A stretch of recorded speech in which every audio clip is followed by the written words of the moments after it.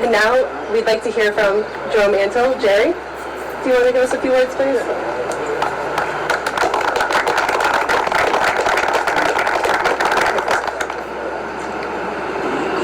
I'm a writer, not a talker. So my main muse, Pamela, who I met in 1966, I asked her what I might talk about, and she said, keep it simple.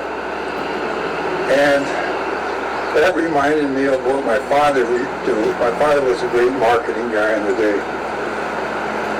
And when we moved here, we were all overwhelmed, of course, the kids were. And I remember when I told him I wanted to go explore the woods, he said, he held up a piece of paper about half the size of that, and he took a pen and he put a dot in the middle. And he said, what do you see here? And I say, a dot. He says, I want you to see the span around it. I want you to take it all in. Don't just focus on anything, look at everything. And so I did that from my recollection of living here. This was where my bedroom was, actually. And I came up with the word magical. And that's what Scott and his crew has done with this place. They kept the magic. And let me explain what magic meant to a 9-year-old and a 10-year-old. They camped up on a hill. The camp was at a spring, next to a spring, which wasn't the size of a half of a bathroom sink.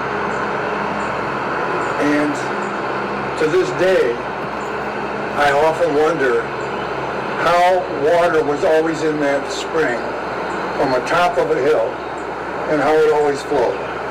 I still to this day don't know that.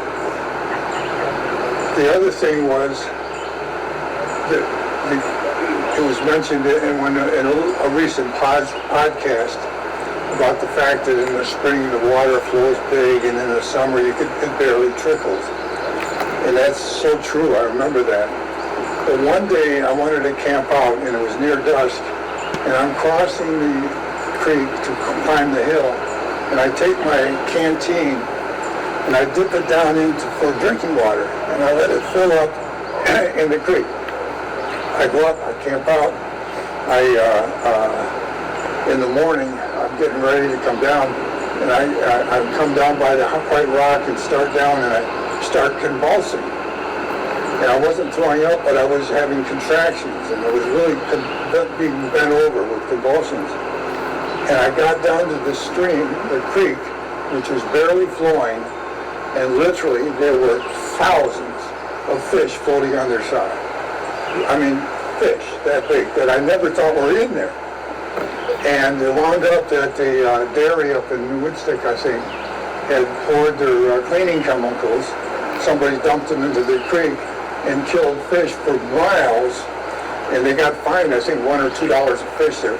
But the point was, that's magical.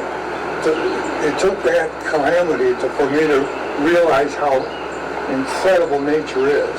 Because I never thought there were fish in there, and today Scott's talking about trout in there and everything else. It's fabulous. I cannot say enough about how beautiful a job they've done.